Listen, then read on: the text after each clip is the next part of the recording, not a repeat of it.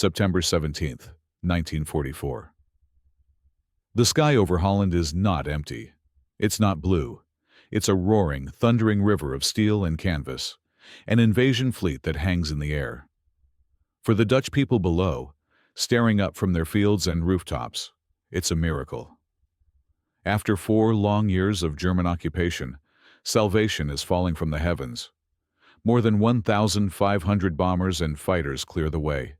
Then come the troop carriers, a fleet of over 2,000 C-47 Skytrains and other transports, towing more than 500 gliders. It's the largest airborne operation in the history of warfare, a sight no one has ever seen before, and no one will ever see again on this scale. Inside those planes and fragile gliders are 35,000 men, American, British, and Polish paratroopers, the elite of the Allied armies. They are the tip of a very long spear, an airborne carpet to be laid down over 60 miles of enemy territory. Their mission: to seize a series of vital bridges over the rivers and canals of the Netherlands, creating a corridor for a massive ground army to pour through.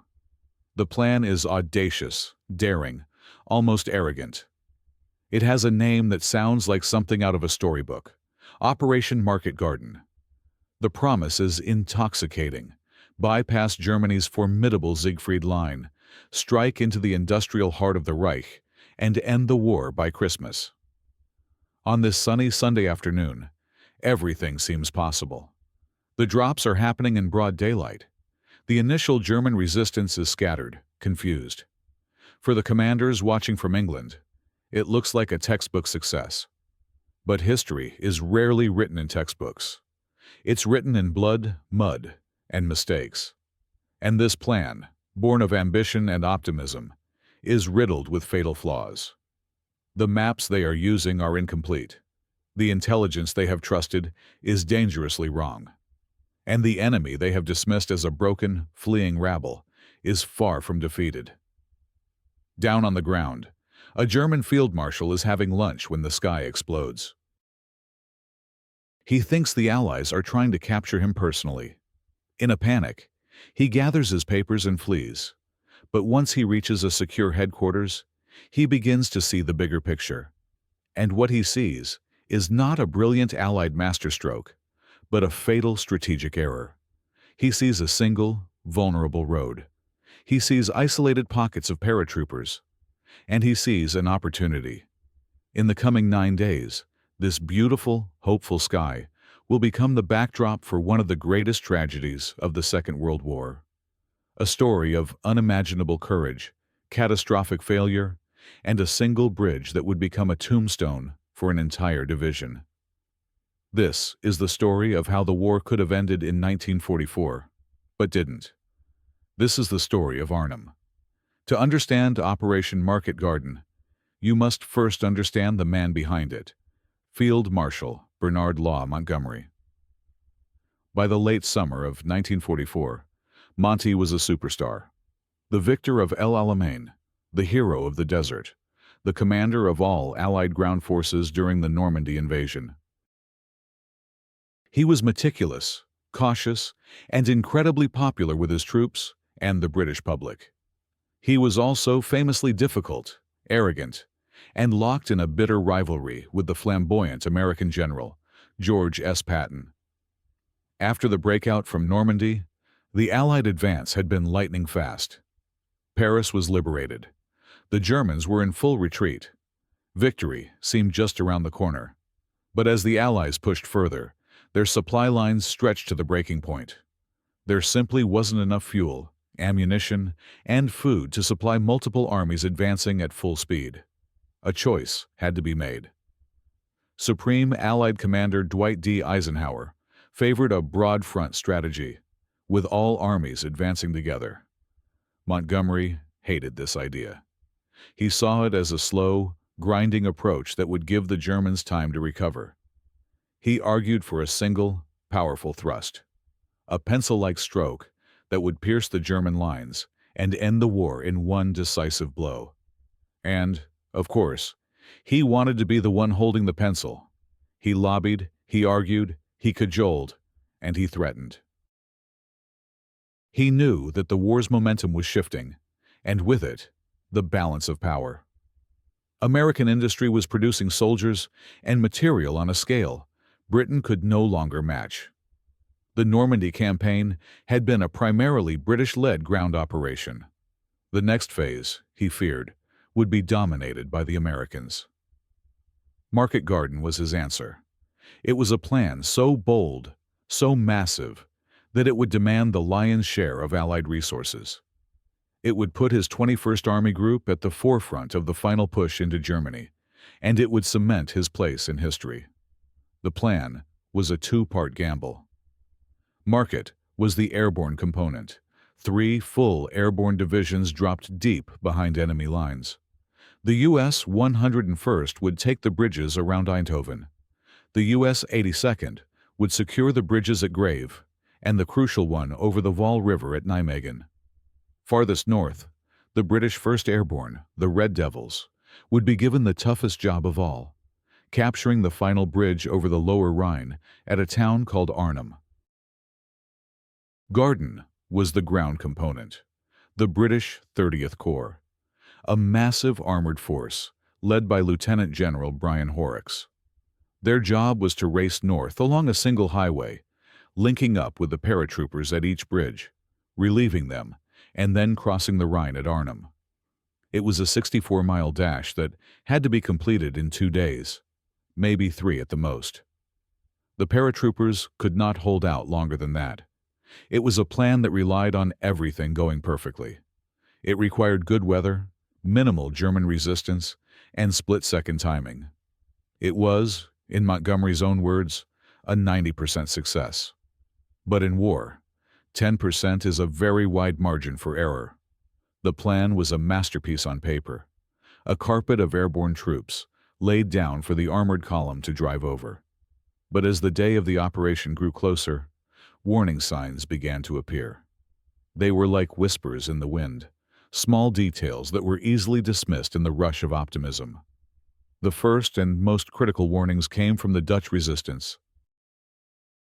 For weeks, they had been sending urgent messages to London. They reported significant German troop movements in the Arnhem area.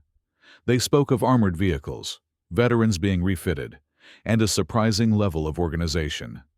These weren't the broken remnants of an army the Allies expected. These were battle-hardened units. One of the most damning pieces of evidence came from the sky. Reconnaissance photos taken by the Royal Air Force showed what looked suspiciously like German panzers hidden in the woods near Arnhem. When Major Brian Urquhart, the intelligence officer of the British 1st Airborne Division, saw these photos, his blood ran cold. He went straight to his commander, Lieutenant General Frederick Boy Browning. Browning was the architect of the British Airborne Forces, a charismatic and ambitious officer. He looked at the photos, listened to Urquhart's concerns, and dismissed them. He suggested Urquhart was suffering from nervous exhaustion and sent him to see a doctor. The official line was that any German armor in the area was likely unserviceable, lacking fuel or trained crews. The High Command had convinced itself that the German army in Holland was a spent force, capable only of scattered resistance. This was a catastrophic failure of imagination. They were projecting their own desires onto the enemy. They wanted the Germans to be weak, so they believed they were. The warnings were ignored. The plan was too far along, the momentum too great. To question it now was to be seen as defeatist. It was in this atmosphere of willful optimism that General Browning uttered the most infamous and tragically prophetic words of the campaign. When asked by Montgomery how long it would take for the ground forces to reach the final bridge at Arnhem, Browning looked at the map, measured the distance, and replied, "We can hold it for 4 days. But, sir, I think we might be going a bridge too far." He meant it as a quip, a small note of caution. He had no idea it would become the epitaph for the entire operation. Meanwhile, other, more practical problems were being baked into the plan. The Royal Air Force, fearing heavy anti-aircraft fire around Arnhem, refused to drop the paratroopers directly on top of their objective. Instead, the drop zones were selected a staggering 8 miles away from the bridge. This meant the lightly armed paratroopers would have to fight their way through a city against unknown resistance just to get to their primary target. Furthermore, due to a shortage of transport planes, the entire British division could not be flown in on the first day. They would have to be brought in over 3 successive days. This sacrificed the element of surprise and gave the Germans precious time to react and organize a defense. The paratroopers were being sent into battle with one hand tied behind their backs, victims of a plan that prioritized logistics and assumptions over the grim reality on the ground. On the morning of September 17th, Field Marshal Walter Model, commander of German Army Group B, was not expecting a battle. He was enjoying a relatively quiet Sunday at his headquarters in the Hotel Tafelberg, a pleasant building in the leafy suburb of Oosterbeek, just west of Arnhem. Model was known as the Führer's fireman. Whenever a crisis erupted on the front lines, Hitler sent Model to put it out. He was a master of defense, a tenacious and ruthless commander who had earned a reputation for stabilizing collapsing fronts on the Eastern Front. He had only recently been given command in the West, tasked with forging a new defensive line out of the battered and demoralized units retreating from France. His forces were a patchwork quilt of different units: exhausted infantry, service corps troops, Dutch collaborators, and, crucially, the remnants of 2 elite SS Panzer divisions, the 9th, Hohenstaufen, and the 10th, Frundsberg. These were not the fearsome fighting forces they had been a year earlier. They had been mauled in Normandy and had lost most of their tanks and heavy equipment. They had been sent to the quiet sector of Arnhem to rest, refit, and train new recruits. Allied intelligence knew they were there but had drastically underestimated their strength, and more importantly, their ability to get back into the fight quickly. As Model sat down for lunch, the air began to vibrate. Soon, the vibration became a deafening roar. Rushing outside, he and his staff looked up in disbelief. The sky was filled with Allied aircraft. Paratroopers were beginning to blossom like deadly flowers in the sky, seemingly right on top of them. Model's first reaction was pure panic. He was convinced the Allies had launched a specific operation to capture him and his entire staff. "All my papers!" he shouted, as his officers frantically began burning documents and packing maps. He fled his headquarters, moving east to set up a new command post. But as the initial shock wore off, Model's brilliant defensive mind took over. The panic subsided, replaced by cold, hard calculation. He started to receive reports: paratroopers landing near Eindhoven, more near Nijmegen, and a huge force landing just west of Arnhem. He looked at a map. He saw the string of towns, the bridges, the single main road connecting them. It didn't take a genius to figure out the Allied plan, but it took a genius to figure out how to stop it. And Model was a genius of defense. He immediately realized the bridge at Arnhem was the key. If he could hold that, the entire Allied plan would collapse. His luck was almost unbelievable. Not only was he right on the spot, but his best available troops, the 9th and 10th SS Panzer divisions, commanded by SS General Wilhelm Bittrich, were also right there. Bittrich was a skilled and experienced commander. When he got the call from Model, he didn't hesitate. He immediately ordered his reconnaissance units to probe towards Arnhem and Nijmegen. He ordered his men to secure the Arnhem Bridge at all costs. Within hours of the first Allied paratrooper hitting the ground, the German reaction was already faster and more effective than anything the Allied planners had ever conceived. While British commanders in England were congratulating themselves on a successful first day, the gears of the German war machine were already grinding into motion, turning what should have been a quiet rest area into a deadly trap. While the British drop near Arnhem was fraught with problems, the American experience further south was, initially, a world away. For the men of the 101st and 82nd Airborne Divisions, the first day of Operation Market Garden felt like a stunning success. The 101st, the famous Screaming Eagles, were tasked with securing a 15-mile stretch of the corridor, including the city of Eindhoven and several key bridges. Their drop was almost perfect. The weather was clear, the pilots were accurate, and they landed with surprising precision. They quickly overwhelmed the local German garrisons, which consisted mainly of older troops and support personnel. The bridges at Veghel and St. Udenrode were taken intact. In the town of Sun, the Germans managed to blow the main bridge just as the paratroopers arrived, a setback that would have significant consequences later. But for now, the mood was triumphant. As the Screaming Eagles entered Eindhoven, they were met not with bullets, but with flowers. The Dutch people, ecstatic at their liberation, poured into the streets.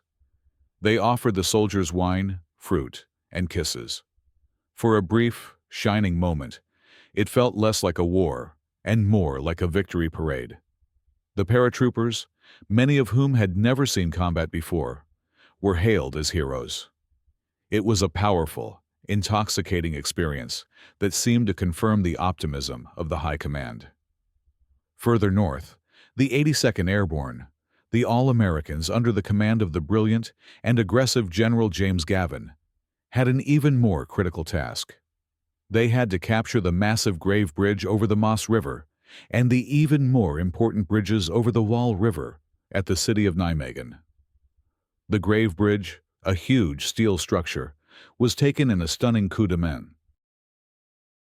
A small platoon of paratroopers landed practically on top of it, sprinting across the span and disarming the demolition charges before the shocked German defenders could react. It was a textbook airborne assault. They also seized control of the crucial Groesbeek Heights, a ridge of high ground that dominated the surrounding area and would be vital for defending against the inevitable German counterattacks. But Nijmegen proved to be a tougher nut to crack. The main road bridge and a nearby railway bridge were heavily defended. The 82nd managed to get into the city, but they couldn't force their way to the bridges. The Germans, including elements of the newly arrived SS troops, were putting up a fierce fight. Despite this, the overall picture on the American front looked rosy. They had seized most of their primary objectives.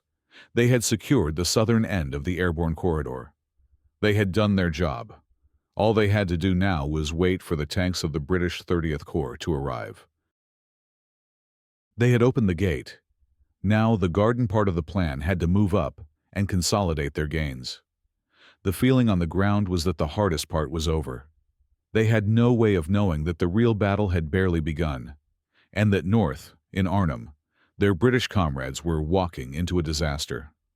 For the men of the British 1st Airborne Division, the Red Devils, the reality of Market Garden was brutally different from the very beginning.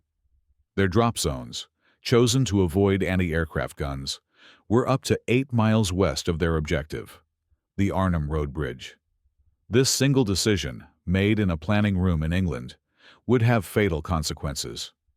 The division was commanded by Major General Roy Urquhart, a tough infantry officer with no experience in airborne operations. He was a fish out of water, and he knew it.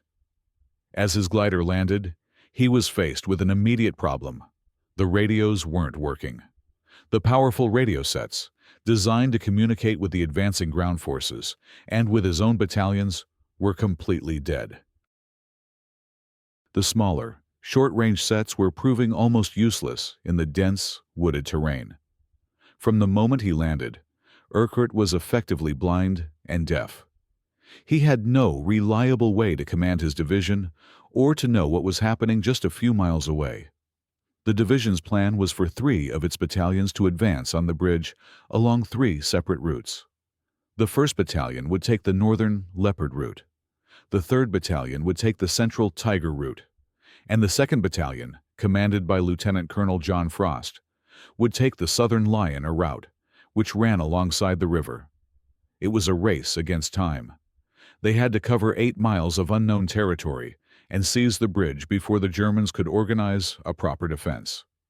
Almost immediately, the plan began to fall apart. The reconnaissance squadron, equipped with jeeps, was supposed to dash ahead and seize the bridge in a surprise attack. But many of the gliders carrying the jeeps had crashed on landing, and those that did arrive found their path blocked by unexpected German resistance. The 1st and 3rd Battalions, advancing on the northern and central routes, ran straight into a hastily formed German blocking line. This line was manned by troops from an SS training battalion, men who knew the local area intimately. They set up machine gun posts and ambushes, and the British advance ground to a halt in a series of bloody and confusing firefights. The Red Devils, armed only with light machine guns, rifles, and grenades, were fighting against an enemy who was growing stronger by the hour. But there was one exception. Lieutenant Colonel Frost's 2nd Battalion, on the southern route, found the way much clearer. They skirted the main German resistance, moving quickly through the quiet suburban streets of Arnhem. They encountered pockets of German troops, but they pushed through them, maintaining their momentum. Frost was an experienced and determined commander, and he understood the vital importance of speed.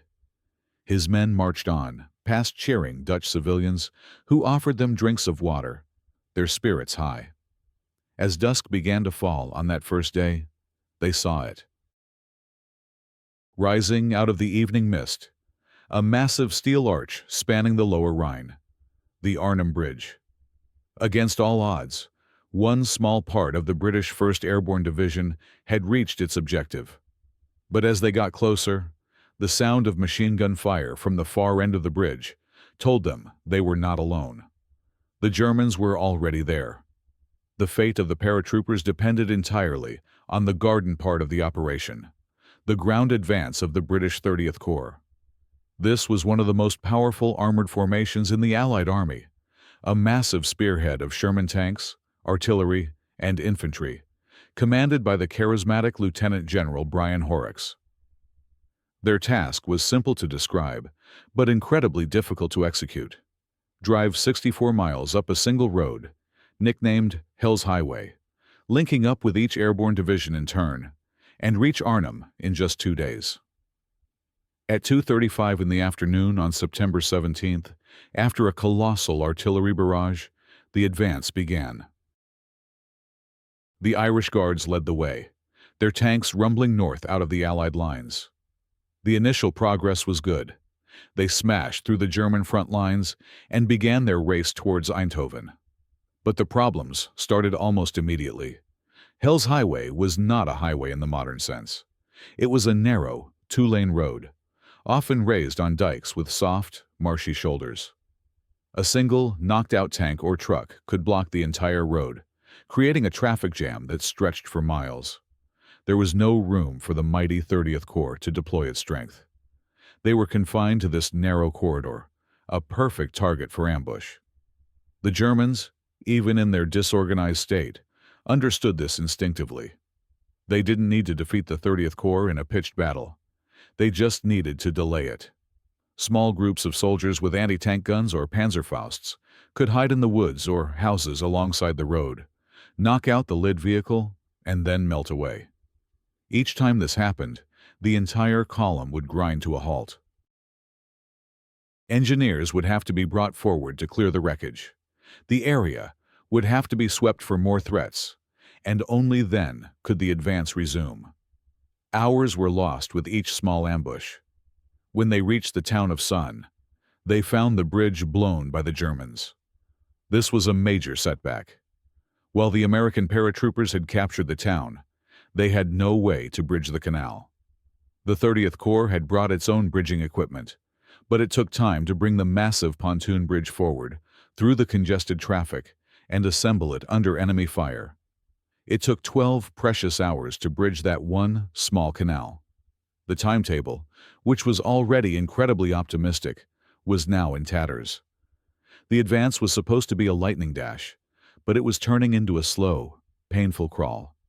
For every mile they gained, the clock was ticking for the men waiting for them in Nijmegen and, most desperately, in Arnhem.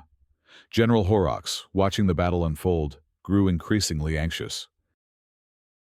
He knew that his tankers and infantry were fighting hard, but they were prisoners of the terrain. The single road was a lifeline, but it was also a noose. And with every passing hour, that noose was tightening around the neck of the British 1st Airborne. As John Frost and his 750 men of the 2nd Battalion reached the northern end of the Arnhem Bridge, they were a tiny island of Allied strength in a sea of German-held territory. They quickly moved to consolidate their position, taking over the houses and office buildings that overlooked the bridge ramp. Their plan was to hold this small pocket of ground until the rest of the division arrived to reinforce them, and then, ultimately, until the tanks of 30th Corps rumbled across the bridge to relieve them. They tried to storm the bridge itself to capture the southern end, but they were driven back by a hail of fire. The Germans had fortified the southern end with machine guns, mortars, and even an armored car. Frost realized he couldn't take the whole bridge, but he could deny its use to the enemy. He had his foot in the door, and he was determined not to let the Germans slam it shut. For the German command under General Bittrick, the situation was both a problem and an opportunity. The British paratroopers on the bridge were an annoyance, but they were also trapped. Bittrick's main priority was to stop the rest of the British 1st Airborne from reaching the bridge and reinforcing Frost. He ordered the 9th SS Panzer Division to form a strong blocking line to the west of Arnhem, cutting off Frost's battalion from the main body of the division. At the same time, he began to gather forces to crush the men at the bridge. In the first hours of the battle, the fighting was chaotic. The Germans sent infantry and armored cars across the bridge from the south, trying to dislodge Frost's men. Each attempt was met with a devastating volley of fire from the windows of the houses. The British Piats, their anti-tank projectors, proved surprisingly effective, knocking out several German vehicles. The bridge ramp soon became a scrapyard of burning metal. The Germans then tried a more sophisticated approach. A reconnaissance unit of the 9th SS, unaware of the British presence, drove straight into the ambush from the north. The British held their fire until the half-tracks and trucks were right in the middle of their positions, then opened up. The result was a massacre. The German column was annihilated. This small victory was a huge morale boost for Frost's men, but it also sealed their fate. It confirmed to the Germans exactly where the British were and how strong their position was. General Bittrick now knew he was not dealing with a few scattered stragglers. He was facing a determined, well-led force. He began to bring up heavier weapons, artillery, mortars, and, most ominously, tanks. Panzer IVs and even formidable Tiger tanks from a nearby heavy tank battalion were redirected to Arnhem. The paratroopers, with their light weapons, had been told they would not face any significant armor. This was yet another catastrophic intelligence failure. As the first night fell, Frost's men were firmly in control of the northern ramp. They could hear the sounds of fighting to the west as the rest of their division tried desperately to break through to them. They were confident that help would arrive by morning. They had done their job. But as the German forces tightened their ring of steel around the bridge, it became clear that this small group of men was now locked in a fight for their very survival. The second day of the operation, Monday, September 18th, dawned with a mixture of hope and foreboding. In the south, the tanks of 30th Corps were finally on the move again. Having bridged the canal at Sonne, they linked up with the 101st Airborne in Eindhoven. The welcome was ecstatic, but the delay had been costly. They were already a day behind schedule. Now, they had to push on to Nijmegen, where the 82nd Airborne was still fighting for control of the bridges. The road ahead was narrow and treacherous, and German resistance was stiffening. Every village and crossroads had to be fought for. Meanwhile, west of Arnhem, the situation for the main body of the British 1st Airborne was becoming desperate. The 1st and 3rd Battalions had spent the entire night and morning trying to smash through the German blocking line. They made charge after charge, but the SS troops were well dug in and supported by mortars and self-propelled guns. The British casualties were horrific. Entire companies were wiped out in the brutal street fighting. General Urquhart, still unable to communicate with his forces, made a fateful decision. He went forward himself to try and get a sense of the battle. He soon found himself cut off and trapped in a small house, with a handful of other officers, pinned down by German fire. For nearly 2 critical days, the commander of the 1st Airborne Division was out of the battle, unable to command. The division, already struggling, was now effectively leaderless. While the main body was being bled white, a new attempt was made to reach the bridge. The South Staffordshire Battalion, part of the second wave of troops that had landed that day, was sent on a different route. But by now, the Germans were alert and waiting. The South Staffords walked into a series of devastating ambushes. The battle for Arnhem was turning into a meat grinder. At the bridge itself, John Frost's men were still holding on. They were now completely surrounded. The Germans, frustrated by their failed frontal assaults, changed tactics. They began to systematically demolish the British positions with tank shells and artillery fire. They brought up heavy mortars that lobbed huge shells onto the rooftops, causing buildings to collapse on top of the defenders. The fighting was at point-blank range, a brutal, merciless affair of grenades thrown across streets and machine gun duels from window to window. The British were running low on ammunition, food, and water. Medical supplies were almost gone, and the cellars of the houses were filled with wounded men. Every hour, the German pressure increased. They were using phosphorus shells, which started intense fires that were impossible to put out. The smoke and heat were suffocating, yet they fought on. They knew that everything depended on them. They could still hear the sound of battle to the west, and they clung to the hope that their comrades would break through. They were the lonely anchor at the end of a very long chain, and they could feel the strain growing with every passing minute. As the battle raged in Arnhem, the focus of the ground advance shifted to the city of Nijmegen. Here, General Gavin's 82nd Airborne had successfully captured the high ground and secured most of the city. But the 2 crucial bridges over the wide Wall River remained in German hands. The massive road bridge was a fortress, heavily defended with anti-aircraft guns used in a ground roll, machine gun nests, and demolition charges ready to be triggered at a moment's notice.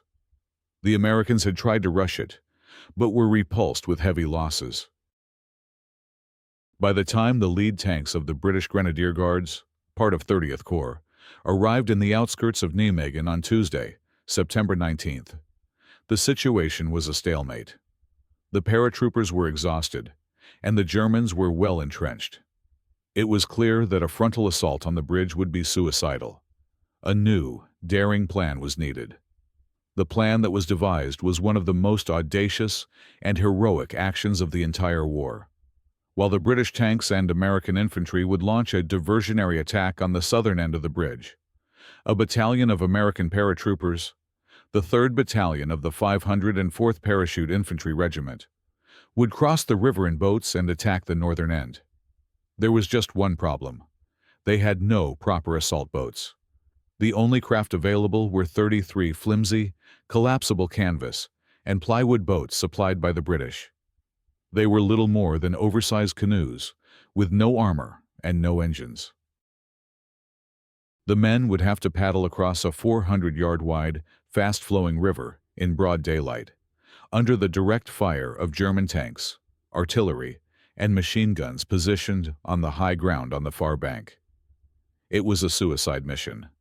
The men themselves knew it.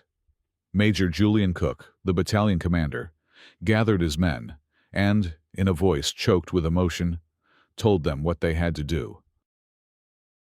As British tanks laid down a smokescreen, the first wave of boats pushed off into the river. Immediately, the German guns opened up. The water erupted in a storm of shells and bullets. Boats were ripped apart, men were killed instantly, their bodies slumping into the river. Oars were shot out of their hands.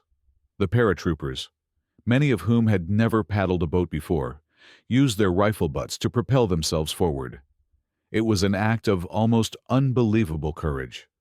Of the 26 boats in the first wave, only 13 made it to the other side. But they made it. The survivors, soaking wet and with half their number gone, stormed up the riverbank and, in a furious charge, overwhelmed the German defenders. They fought with a ferocity born of desperation and rage. They cleared the northern end of the bridge, cutting the wires to the demolition charges. Seeing the Americans on the far side, the British tanks at the southern end finally charged. 4 tanks made a mad dash across the bridge, guns blazing, crushing the remaining German resistance. At 7 o'clock that evening, the Nijmegen Bridge was in Allied hands, intact. It was a spectacular victory, won at a terrible cost. But it was too late. 2 full days had been lost at Nijmegen, and 60 miles to the north, at Arnhem, the clock had just run out. While heroes were being made at the Wall River crossing, the men holding the Arnhem Bridge were living through the final hours of their own private hell. By Wednesday, September 20th, Frost's command was no longer a coherent fighting force. It was a collection of exhausted, wounded men, huddled in the cellars of burning buildings, fighting with their last few bullets. John Frost himself had been badly wounded by a mortar shell. The command post had been set on fire, and the entire perimeter was shrinking under the relentless German pressure. The Germans brought in Tiger tanks and self-propelled assault guns, placing them just yards from the British positions and blasting them apart at point-blank range. The noise was constant, a deafening symphony of explosions, machine gun fire, and collapsing buildings. The dust and smoke were so thick, it was hard to breathe. The British had no water, their ammunition was almost gone, and their radios had been silent for days. They were completely cut off, not just from the rest of the Allied army, but from the world. Their only contact with the enemy was the sight of a Panzer's gun barrel poking through the smoke, or a German stick grenade sailing through a window. Still, they refused to surrender. Small groups of men continued to fight, moving from ruin to ruin, holding off the German attacks with a handful of rounds. In the early hours of Thursday, September 21st, the last organized resistance at the bridge ceased. The Germans overran the final positions. The few remaining defenders, many of them wounded, were either killed or captured. A final, faint radio message was picked up by a British radio operator miles away. Out of ammunition, God save the King. After 4 days of relentless, brutal combat, the battle for the Arnhem Bridge was over. The prize that had cost so much blood had been lost. The northern anchor of Operation Market Garden had been smashed. The Germans were now in full control of the bridge, and they could turn their full attention to the other, larger pocket of British paratroopers, who were now trapped several miles to the west. The sacrifice of Frost's men had been incredible, but it had been in vain. They had held their end of the bargain, holding out for the 4 days they had been promised. But the relief force had never come. For them, it truly had been a bridge too far. The symbol of hope for the entire operation was now a monument to its failure, a twisted wreck of steel and fire, surrounded by the ghosts of brave men. With the fall of the bridge, the focus of the battle for Arnhem shifted west to the village of Oosterbeek. Here, the scattered remnants of the British 1st Airborne Division had been forced into a small, thumb-shaped defensive pocket. Their headquarters was the Hartenstein Hotel, a large building that had, ironically, been the headquarters of the German Field Marshal Model just a few days earlier. The division was now commanded by General Urquhart, who had managed to escape his confinement and rejoin his men. But the division he now commanded was a shadow of its former self. Out of the 10,000 men who had landed, only around 3,000 remained in the pocket.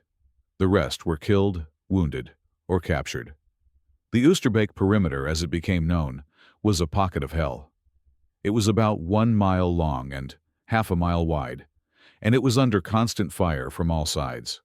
German tanks, artillery, and mortars pounded the British positions day and night. The paratroopers, with only a few anti-tank guns and dwindling ammunition, fought back with incredible tenacity. They dug trenches in the gardens of the suburban houses, fortified cellars, and fought for every inch of ground. Snipers were everywhere. A simple trip to get water from a well could be a death sentence. The fighting was intimate and savage. Control of a single house could change hands multiple times in a day. The paratroopers used their bayonets and fighting knives in brutal close-quarters combat. The woods and houses of the quiet village were turned into a slaughterhouse. Inside the perimeter, a major crisis was unfolding. The number of wounded was overwhelming.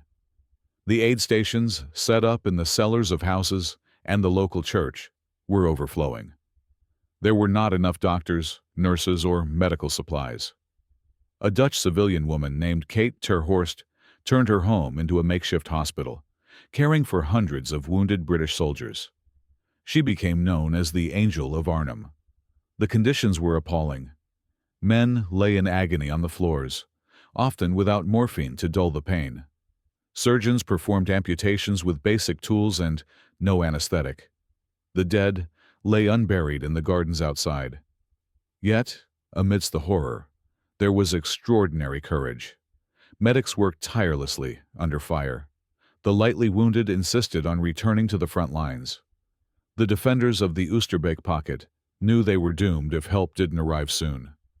They could hear the sound of the 30th Corps' guns to the south, tantalizingly close, but they seemed to get no closer. Every day they scanned the skies, hoping for resupply drops. When the planes did come, it was a tragedy. The drops had been pre-planned to fall on areas that were now in German hands. The paratroopers watched in agony as vital supplies of food, ammunition, and medicine drifted down to the enemy.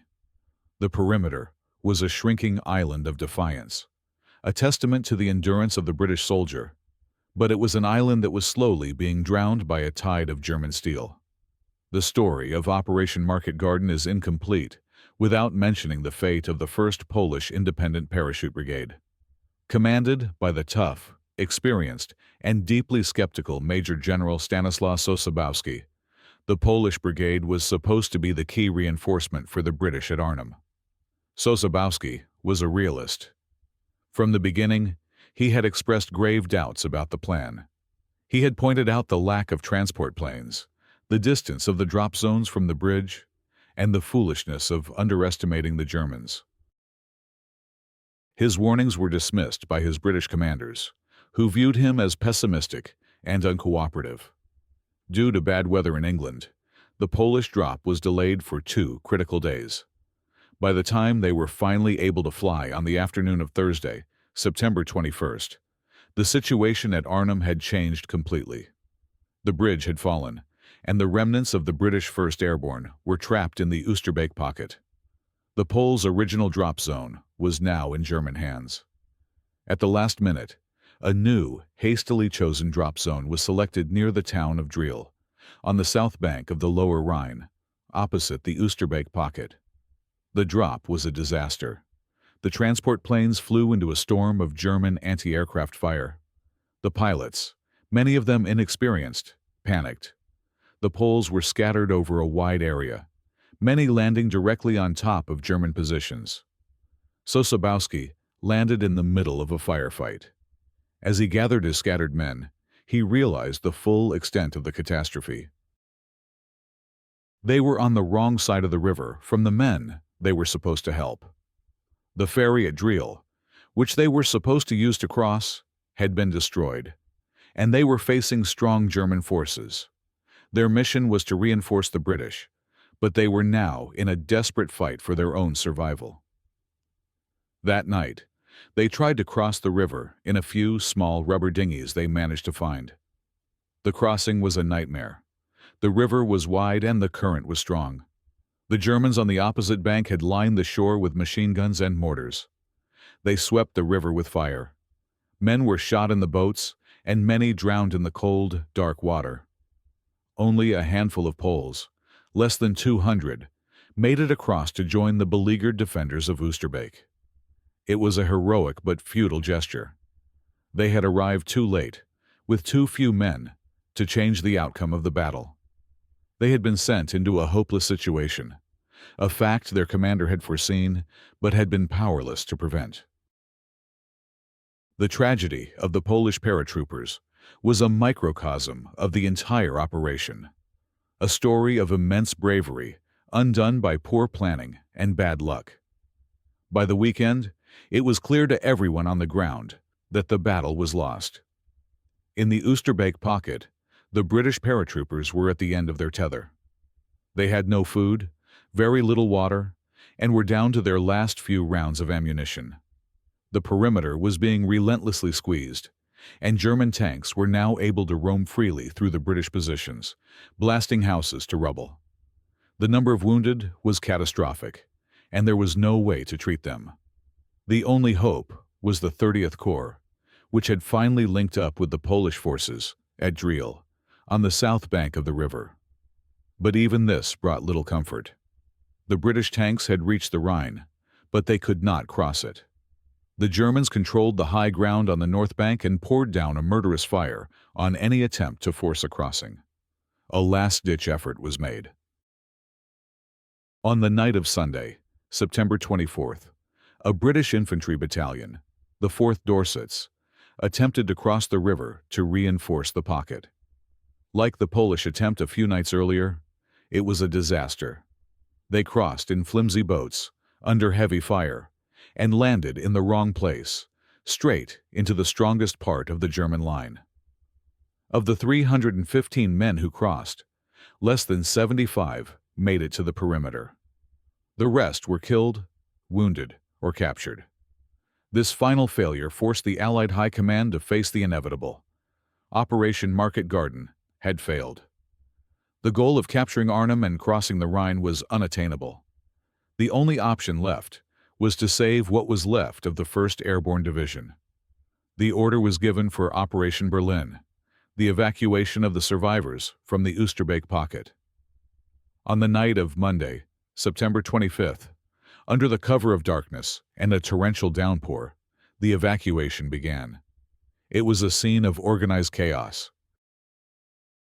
The walking wounded and the remaining able-bodied men made their way down a steep, muddy slope to the riverbank. British and Canadian engineers ferried them across in small assault boats. The entire operation was conducted in near silence, with men holding onto the man in front to avoid getting lost. The Germans, sensing something was happening, illuminated the sky with flares and swept the river with machine gun and mortar fire. Boats were hit and men drowned. It was a desperate, terrifying race to safety. At dawn, the operation ended. The boats could no longer risk the crossing in daylight.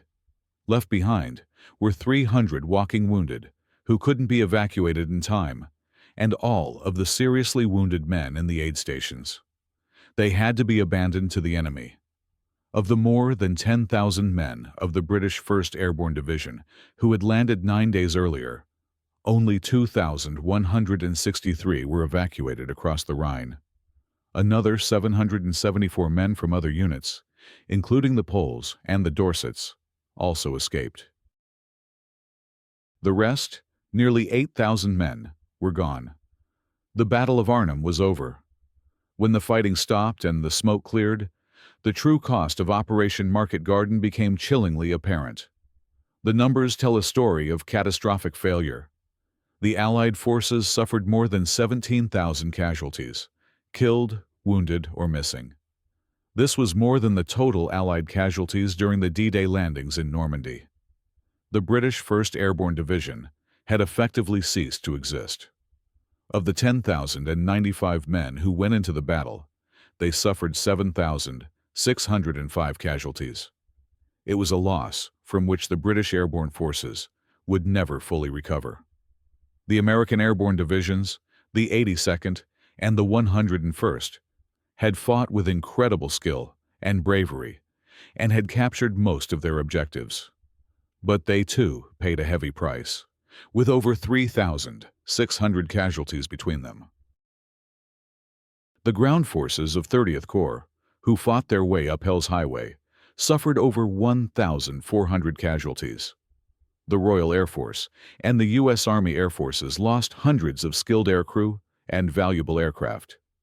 German losses are harder to calculate precisely, but estimates range from 6,000 to as high as 9,000 casualties.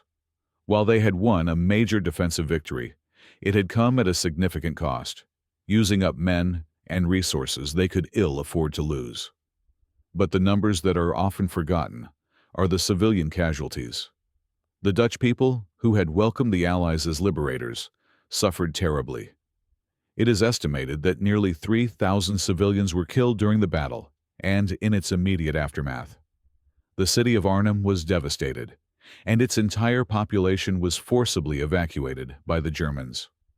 The failure of the operation had an even more tragic and long-lasting consequence. The Allied advance had stalled south of the Great Rivers. This meant that the northern part of the Netherlands, including all the major cities, remained under German occupation. In retaliation for the Dutch people's support for the Allies, the Germans imposed a ruthless embargo on food supplies to the region. This led to the terrible Hunger Winter of 1944–45. Tens of thousands of Dutch men, women, and children starved to death. The liberation they had glimpsed in the skies in September would not come for another 8 long, brutal months. The promise of ending the war by Christmas was a hollow memory. Instead, the war would drag on, through the bloody Battle of the Bulge and into 1945, costing hundreds of thousands more lives. Market Garden was not just a military defeat. It was a human tragedy on a vast scale.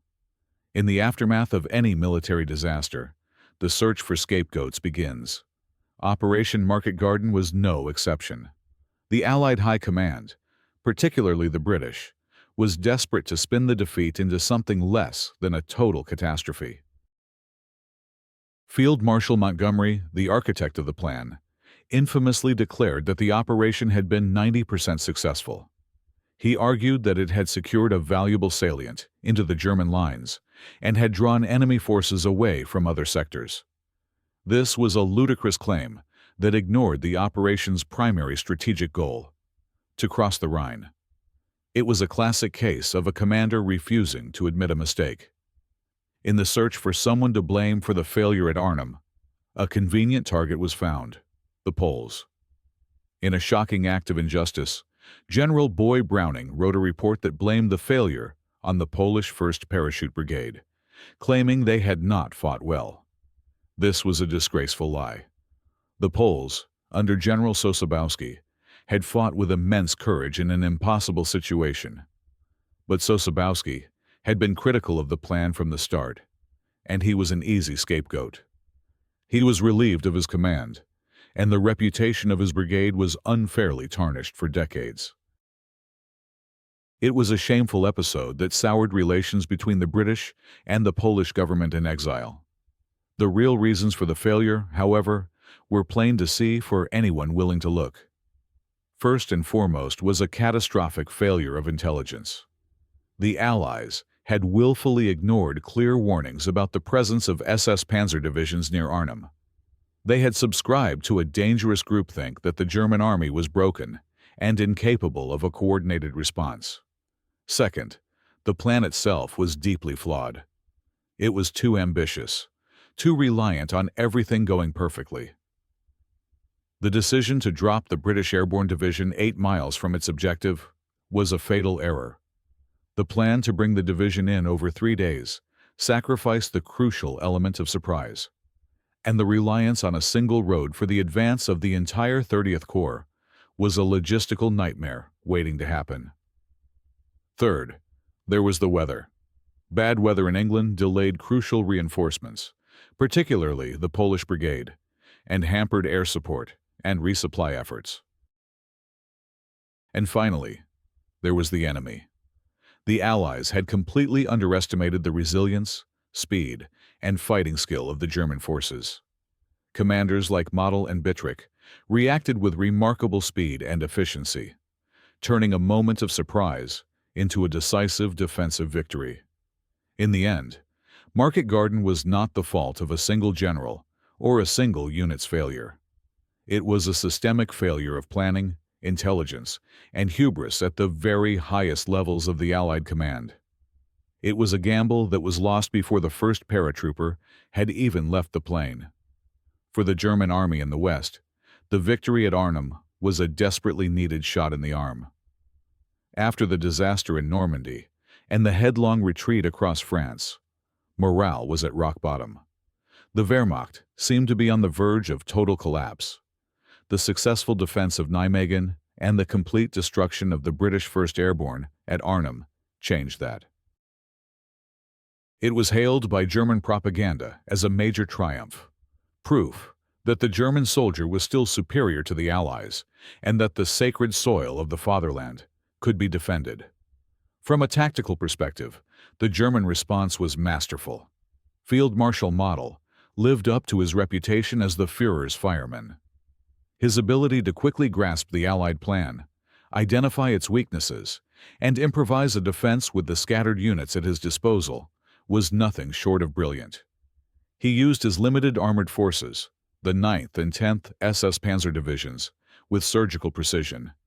Instead of throwing them into a head-on confrontation with the powerful 30th Corps, he used them to isolate and destroy the airborne landings one by one. SS General Bittrich, the on-the-ground commander at Arnhem, also proved to be a formidable opponent. He expertly managed the battle, first containing Frost's men at the bridge, then preventing the rest of the British division from reaching them, and finally, systematically crushing the Oosterbeek perimeter. The German soldiers, from the elite SS Panzer Grenadiers to the hastily assembled alarm units, fought with a tenacity that surprised the Allies. Many of these units were composed of very young recruits or older men, but they were often led by experienced, battle-hardened officers and NCOs from the Eastern Front. They understood defensive warfare, and they used the terrain of Holland, the woods, the ditches, the solid brick houses, to their advantage. The victory had a significant strategic impact. It stopped the Allied advance in its tracks and ended any hope of finishing the war in 1944. It stabilized the front in the Netherlands, allowing the Germans to hold onto the crucial port of Antwerp for several more weeks and to prepare their defenses along the Siegfried Line. It also gave Hitler the confidence, some would say overconfidence, to launch his own massive counteroffensive in the Ardennes just a few months later, the battle that would become known as the Battle of the Bulge. The German victory at Arnhem was a stark reminder to the Allies that the war was far from over. It proved that even a weakened and retreating Wehrmacht was still a deadly and dangerous foe, capable of inflicting a stunning defeat on an overconfident enemy. One of the most tragic and enduring consequences of Operation Market Garden's failure was the Dutch Hunger Winter, the Hunger Winter of 1944 to 1945. Before the operation, the Dutch people had been on the verge of liberation.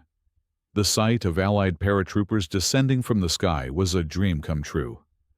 They had openly celebrated, waving orange flags and helping the Allied soldiers in any way they could.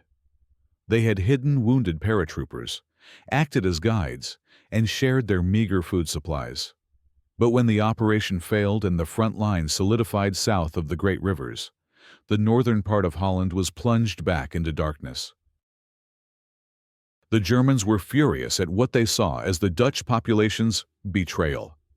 In retaliation, the German authorities, under the command of the ruthless Reichskommissar Arthur Seyss-Inquart, imposed a total embargo on all food transport to the densely populated western provinces, which included the major cities of Amsterdam, Rotterdam, and The Hague. This was combined with an unusually harsh and early winter.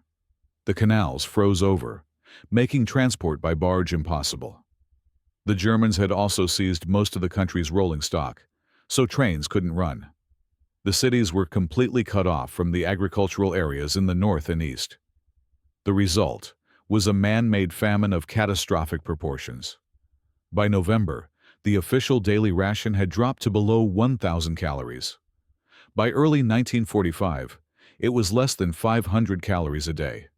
People were forced to eat anything they could find: tulip bulbs, sugar beets, and even rats. Gas and electricity were cut off. Furniture was burned for warmth. People grew weak and emaciated. Thousands of city dwellers, known as Hungertochten, hunger trips, walked for miles into the countryside, trying to trade their last valuables for a small bag of potatoes or a loaf of bread. Many died along the way. Disease, particularly diphtheria and dysentery, ran rampant among the weakened population. It is estimated that over 22,000 Dutch civilians starved to death during the hunger winter. It was a slow, agonizing, and completely preventable tragedy. It was the direct result of the failure of a single military operation. For the people of the northern Netherlands, the promise of liberation in September 1944 had turned into a cruel mirage, replaced by the grim reality of starvation and death. The memory of the hunger winter is burned into the Dutch national consciousness, a dark postscript to the story of a battle that promised so much and delivered so much suffering. Did the Allies learn any lessons from the costly failure of Market Garden? The answer is a qualified yes. The operation served as a brutal education in the limitations of airborne warfare. It exposed the immense risks of dropping troops too far from their objectives, the folly of relying on a single axis of advance for a relief force, and the critical importance of accurate, up-to-date intelligence. It demonstrated that even elite airborne troops, with their light weaponry, could not be expected to hold out for long against heavy armor without support. The next major Allied airborne operation, Operation Varsity, in March 1945, the crossing of the Rhine into Germany proper, was planned with the lessons of Arnhem clearly in mind. This time, there would be no airborne carpet, stretching for miles. The paratroopers were dropped just a few thousand yards ahead of the main ground forces, and on the same day that the ground assault began. They were dropped directly on top of their objectives, including German artillery positions that could have threatened the river crossing. The drop was conducted with overwhelming force, using two full airborne divisions, the British 6th and the U.S. 17th, simultaneously. The result was a stunning success. Although casualties were heavy, the airborne troops quickly seized their objectives, shattered the German defenses, and linked up with the ground forces within hours, not days. Varsity was, in many ways, the operation that Market Garden should have been: concentrated, powerful, and with achievable objectives. However, some lessons were harder to learn. The culture of optimism and the tendency to underestimate the enemy persisted in some quarters of the Allied command. The Battle of the Bulge in December 1944, when the Germans achieved complete surprise with a massive offensive through the Ardennes, showed that the intelligence failures of Market Garden were not a one-off event. The rivalry between Allied commanders also continued, with Montgomery and his American counterparts frequently clashing over strategy. But perhaps the most important legacy of Market Garden was psychological. It shattered the illusion of a quick and easy victory that had taken hold after the breakout from Normandy. It reminded the Allies that the German war machine, though battered, was not yet broken. It taught a painful lesson in humility. It proved that audacity and brilliant plans on paper were no substitute for sound logistics, good intelligence, and a healthy respect for the enemy's capabilities.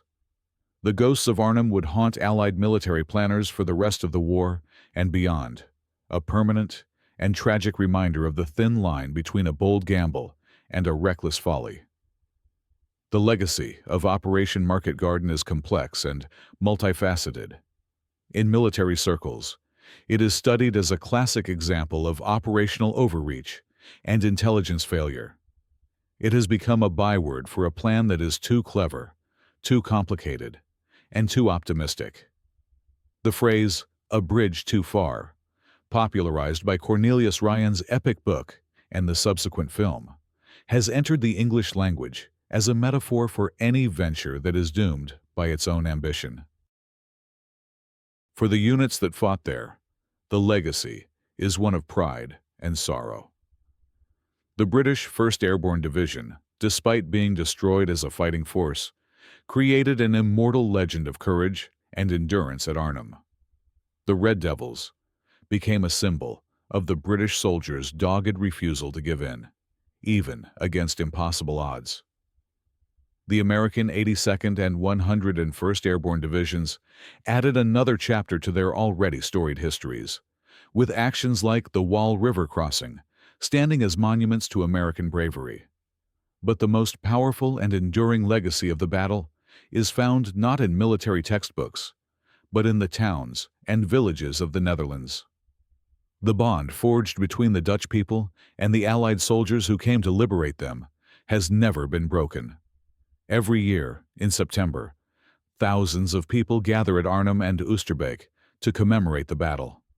Veterans, now frail old men, return to the battlefields where they fought as youths. The Dutch people, in a remarkable display of gratitude, line the streets to applaud them. School children tend to the graves in the immaculate Oosterbeek War Cemetery, each child adopting the grave of a specific soldier, learning his story, and laying flowers. This tradition, passed down through generations, ensures that the sacrifice of the men who died here is never forgotten. The battle is remembered not as a failure of generals, but as a testament to the courage of ordinary soldiers and the resilience of the Dutch people.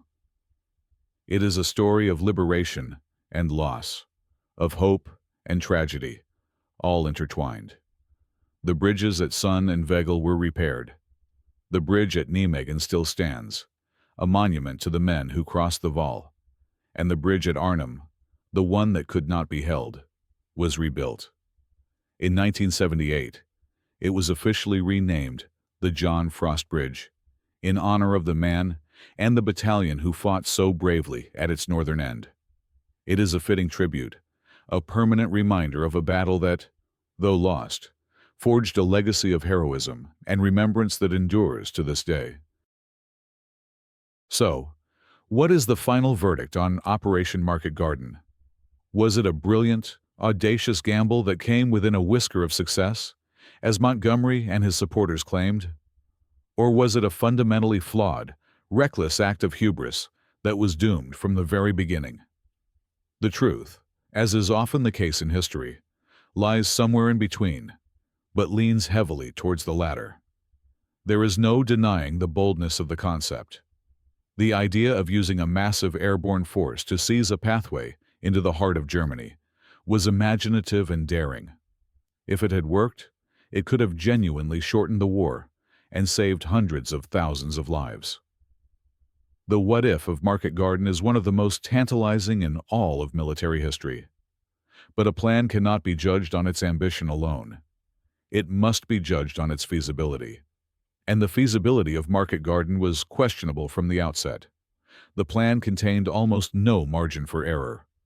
It required perfect weather, perfect timing, and a passive, incompetent enemy.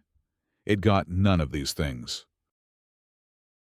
The reliance on a single road was its Achilles heel, a vulnerability so obvious that it's astonishing it was not given more weight in the planning stages. The failure to heed clear intelligence warnings about German armor in the Arnhem area was not bad luck. It was negligence. The decision to drop the British paratroopers so far from their target was a crippling blow before the first shot was even fired. The shortage of transport aircraft, which forced the airborne divisions to be landed piecemeal over several days, was a logistical constraint that should have forced a radical rethink of the entire operation. Instead, the planners pushed ahead, driven by a wave of post-Normandy optimism and inter-Allied rivalry. They gambled, and they lost. And the price of that loss was paid by the soldiers on the ground and the civilians caught in the crossfire. Ultimately, Operation Market Garden is a tragic lesson in the dangers of overconfidence. It is a story of how the desire for a swift, decisive victory can blind commanders to the harsh realities of war. But it is also, and perhaps more importantly, A story of human courage on an almost unimaginable scale. The bravery of the American paratroopers at Sun and Nijmegen, the heroism of the tank crews on Hell's Highway, the stoic defiance of the Poles at Driel, and above all, the incredible suicidal stand of the British 1st Airborne at Arnhem. These are stories that transcend the strategic failure of the operation. They remind us that even in the midst of a flawed plan, the actions of individual soldiers can create a legacy of honor and sacrifice that deserves to be remembered forever. The war was not over by Christmas, but the men who fought at Arnhem had given everything they had to make it so. Let's revisit that first day, September 17th. Imagine being a young British paratrooper, a member of the 1st Airborne. You've spent months training for this moment. You've been told the Germans are beaten, that this is the final push, the one bound that will take you to Berlin. As your C-47 flies over Holland, the view is deceptively peaceful. Green fields, neat canals, picturesque villages. The drop itself is exhilarating. You float down under your silk canopy onto a soft, sandy heath. The landing is perfect. Around you, hundreds of your comrades are doing the same. The first part of the mission is a success. Morale is sky high. You and your mates begin the 8-mile march towards Arnhem. The local Dutch people come out of their houses to cheer you on, offering you apples and glasses of milk. It feels like a liberation parade. You can hear the distant rattle of machine guns, but it seems far away, a minor nuisance. You are convinced you'll be at the bridge by evening, enjoying a hot meal and waiting for the tanks to arrive. Now, shift your perspective. You are a young German SS recruit, perhaps 17 or 18 years old, part of a training and replacement battalion stationed just west of Arnhem. Your unit has been cobbled together from veterans and new conscripts. You've been told the war is lost, but you're determined to defend your homeland. Suddenly, the sky fills with enemy paratroopers. Your NCO, a grizzled veteran of the Russian front, barks orders. You grab your rifle and machine gun and run to a pre-planned defensive position along a sunken road. You're terrified, but you're also trained. You know this ground. You know every ditch, every hedge. When the British paratroopers appear, marching confidently down the road, as if on a training exercise, you wait. You hold your fire until they are close. Then, the world erupts in noise and flame. Your machine gun scythes through their ranks. The confident parade turns into a chaotic slaughter. The British are brave, they keep coming, but they are attacking into a prepared defense. They fall back, regroup, and attack again.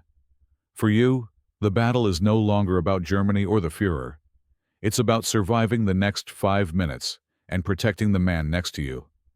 In these two contrasting experiences on that first Sunday afternoon lies the entire story of the battle for Arnhem. The Allied optimism versus the German reality. The flawed plan versus the improvised defense. The parade that turned into a bloodbath. Everything that followed in the next 9 days was born from this initial, fatal collision of assumption and fact on the quiet country roads leading to Arnhem. The failure of the radios within the British 1st Airborne Division is one of the most debated and critical aspects of the battle. It's easy to dismiss it as simple bad luck, but the reality is more complex and reveals a deeper problem with the British preparations. The division was equipped with several types of radio sets. The main ones were the Type 22 sets, powerful radios that were supposed to provide communication between Division HQ, the various brigades, and, crucially, with the advancing 30th Corps. These sets were bulky and heavy, transported in jeeps. From the moment they landed, they failed to work. Why? Several theories have been put forward. The most common explanation is that the sandy, mineral-rich soil of the heathland, where they landed, absorbed the radio waves, preventing them from transmitting or receiving over any significant distance. Another theory points to the simple fact that the radios were fragile. Many may have been damaged during the rough glider landings. There were also reports that the wrong frequency crystals had been supplied, making communication impossible from the start. Whatever the technical reason, the consequences were devastating. General Urquhart was completely unable to command his division. He had no idea that Frost's battalion had reached the bridge. He didn't know that the 1st and 3rd battalions were being decimated in their attempts to break through the German blocking line. He was issuing orders into a void. This lack of communication led to a series of catastrophic decisions. Without a clear picture of the battle, subordinate commanders had to act on their own initiative. Attacks were uncoordinated. Units blundered into German ambushes. The entire divisional plan, which relied on the swift, coordinated movement of its battalions, fell apart. The smaller, short-range Type 68 walkie-talkie sets also proved inadequate. Their range was supposed to be about 5 miles, but in the built-up wooded areas around Arnhem and Oosterbeek, this was reduced to just a few hundred yards. They were essentially useless for anything other than company-level communication. Imagine the frustration and isolation. A company commander, pinned down and taking heavy casualties, tries to call for artillery support or reinforcements, only to be met with static. A battalion commander tries to report a breakthrough or a new threat, but his message goes unheard. The division was not fighting as a single entity. It was fighting as a dozen separate, isolated battles. The silence of the radios was a constant, oppressive presence throughout the battle, a symbol of the division's tragic isolation. It turned a difficult situation into an impossible one. Let's talk about the vehicles. Operation Market Garden was a tale of two very different types of armies. On the Allied side, the airborne divisions were, by their very nature, a light infantry force. They were the boot army. Their heaviest weapon was the 17-pounder anti-tank gun, a formidable weapon but one that was difficult to move and had to be towed by a jeep or manhandled into position. They had some jeeps, many armed with Vickers machine guns, which were intended for reconnaissance and liaison, not for head-on fights. Their anti-tank capability rested primarily on the Payat, the projector, infantry, anti-tank. This was a spring-loaded spigot mortar, a clumsy and difficult weapon to use. It was effective at short range, but the operator had to be incredibly brave to get close enough to a tank to use it. The paratroopers were a force of rifles, Sten guns, Bren light machine guns, and mortars. They were designed to seize and hold ground against light resistance for a short period. On the German side, the picture was very different. While much of the initial resistance came from infantry and training units, the decisive element was armor. The 9th and 10th SS Panzer divisions, despite being understrength, still possessed a core of formidable fighting vehicles. They had Panzerfours, the workhorse of the German army, and Stug 3 assault guns, which were perfect for infantry support in street fighting. More ominously, they were supported by at least one company of Tiger that were in heavy tanks. A Tiger was a monster. Its 88mm gun capable of destroying any Allied tank, and its thick armor was almost impervious to the paratroopers' Piats. The clash between these two forces was a complete mismatch. It was flesh and blood against steel. In the open fields, the paratroopers were horribly vulnerable to the German tanks and self-propelled guns. In the narrow streets of Arnhem and Oosterbeek, the tables were turned slightly. A Piat team, hiding in a cellar, could get a lucky shot at a tank's vulnerable side, or rear. A well-placed sticky bomb could disable a track. But this was dangerous, desperate work. For every German vehicle the British knocked out, another two seemed to appear. The constant presence of German armor had a huge psychological effect on the paratroopers. It was a tangible, terrifying symbol of the failure of Allied intelligence. They had been told they would face nothing heavier than armored cars. The reality was a nightmare of clanking tracks and high explosive shells. The story of Arnhem is the story of lightly armed soldiers making a stand against an armored fist, a battle that could only have one ultimate outcome. The geography of Hell's Highway was the single greatest obstacle to the garden part of the operation. It wasn't just a road, it was a causeway. The landscape of North Brabant in the Netherlands is low-lying, crisscrossed by canals and drainage ditches. To build a road, engineers had to build it up on a raised embankment, or dike, to keep it above the marshy ground, known as polder. This created a road that was elevated above the surrounding countryside, with steep, soft shoulders. For the tanks and trucks of 30th Corps, this was a strategic straitjacket. There was no room to maneuver. If the lead tank was knocked out, the entire column behind it, stretching for miles, was stuck. It was impossible to simply drive around the obstacle. A tank that tried to do so would quickly become bogged down in the soft, wet ground. The Germans understood this perfectly. They didn't need to defeat the entire 30th Corps. They just needed to block the road. A single anti-tank gun, or even a couple of soldiers with handheld Panzerfausts, could hide in a farmhouse or a copse of trees, hundreds of yards away, wait for the lead British tank to come into range, and fire. Once the lead vehicle was burning, the road was blocked. The British would then have to deploy infantry to clear the woods and houses on either side of the road. A slow and costly process.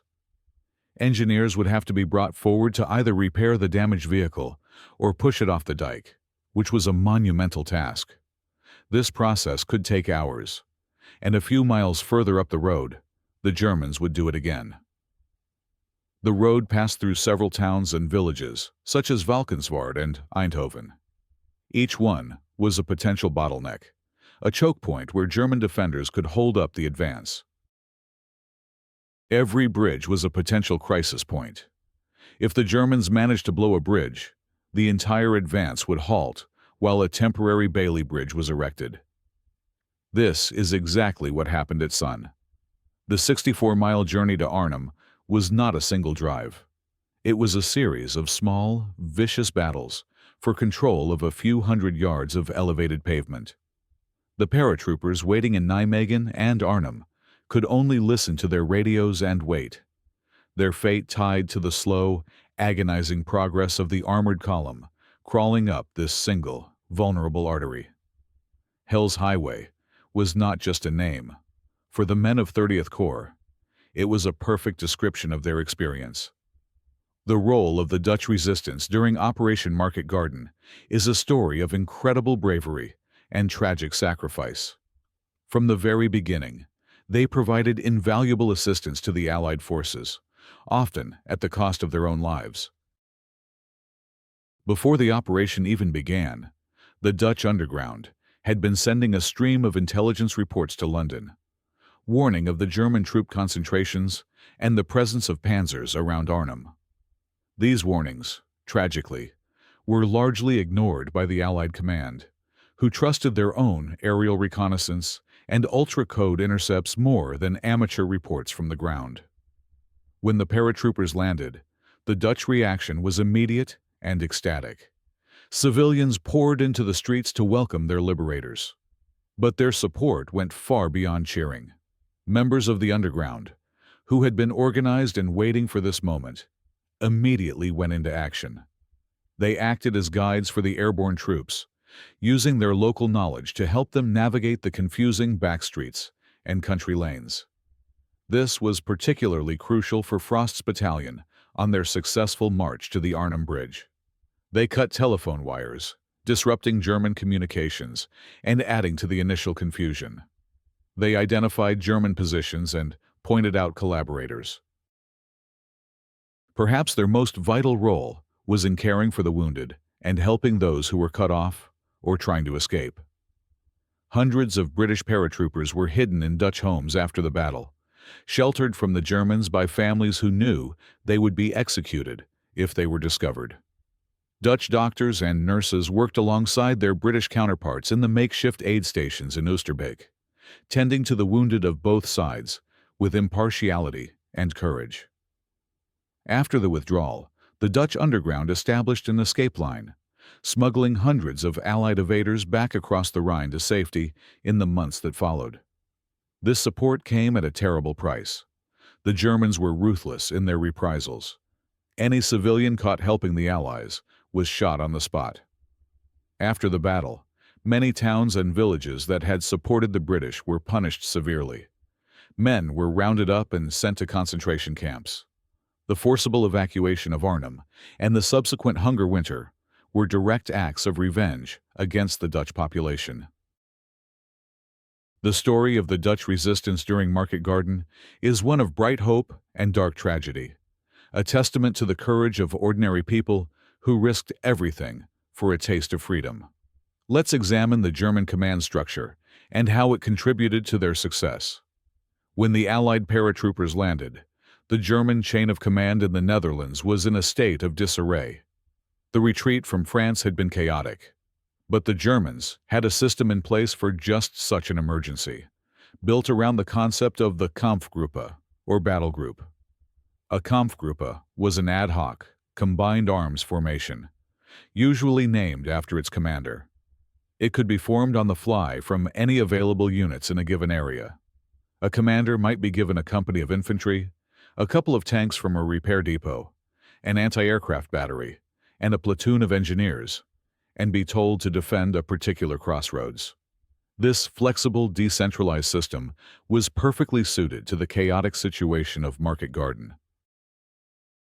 While Field Marshal model provided the overall strategic direction from the top, it was the local commanders on the ground who made the crucial difference. Men like SS General Bittrich at Arnhem and Colonel General Kurt Student, the father of Germany's own airborne forces, who took command of the forces opposing the American landings in the South. These commanders were experienced, aggressive, and knew how to improvise. When the landings happened, they didn't wait for orders from Berlin. They immediately began forming Kampfgruppen from whatever they had at hand. An SS training battalion under Major Sepp Kraft formed the initial blocking line that stalled the British advance on Arnhem. A collection of naval personnel, Luftwaffe ground crews, and older reservists were thrown into the line to defend the bridges at Nijmegen. These were not elite units, but they were led by professional soldiers who knew how to fight a defensive battle. The presence of the 9th and 10th SS Panzer divisions was a massive stroke of luck for the Germans, but it was their ability to quickly integrate these core armored units with the hastily formed Kampfgruppen that proved decisive. They used the Panzers, not as a blunt instrument, but as a scalpel, to cut off and isolate the airborne landings, while the infantry pinned them down. This combination of top-level strategic genius from Model and bottom-level tactical improvisation from the Kampfgruppe commanders allowed the Germans to react with a speed and effectiveness that completely confounded the Allied planners. They turned chaos into a coordinated and ultimately victorious defense. The battle for Oosterbeek was a soldier's battle. By the time the perimeter was formed, grand strategy and operational plans were irrelevant. Survival was the only thing that mattered. The fighting took place in what had been a peaceful, affluent suburb. The battlefield was composed of large houses with spacious gardens, dense woods, and neat, tree-lined streets. This terrain favored the defender, and both sides used it to their advantage. The British paratroopers turned the solid brick houses into miniature forts. They knocked holes in walls to create firing positions, barricaded windows with furniture, and dug trenches in the flower beds. A section of 10 men could hold a single house for hours against repeated German attacks. The Germans, in turn, became masters of infiltration. They used the dense woods and covered ditches to creep close to the British positions, often at night. The fighting was often decided at ranges of less than 20 yards, with grenades, bayonets, and entrenching tools. Snipers from both sides were a constant menace. A moment's carelessness, a head raised above a trench line for a second too long, was fatal. Artillery was the dominant killer. The Germans surrounded the small pocket with a ring of guns and mortars and subjected it to a relentless, systematic bombardment. The British had only a handful of their own light, 75mm howitzers, and they were desperately short of ammunition. They could only fire in the most dire emergencies. The psychological strain was immense. The men were exhausted, having had little to no sleep for days. They were hungry and thirsty. The constant shelling frayed their nerves. The sight and sound of their wounded comrades, for whom there was no medical help, was a constant, draining presence. What kept them going was a combination of things. Training. They were elite, highly trained soldiers. Discipline. Their officers and NCOs led from the front, sharing the same risks. And stubbornness. A bloody-minded refusal to be beaten by an enemy they still considered to be inferior. They held on for 9 days, far longer than anyone had a right to expect, in one of the most intense and brutal small unit actions of the entire war. The Oosterbeek perimeter was a testament to their incredible fortitude, a small patch of Dutch soil that was defended to the last man and the last bullet. The aerial resupply effort for the besieged troops at Arnhem was one of the most tragic failures within the larger failure of the operation. From the second day onwards, the Royal Air Force and the U.S. Army Air Forces flew daily missions to drop supplies to the 1st Airborne Division. These missions were flown by the brave, unarmed crews of C-47 transport planes, often without fighter escort. They flew into a cauldron of German anti-aircraft fire, one of the most heavily defended airspaces in Europe.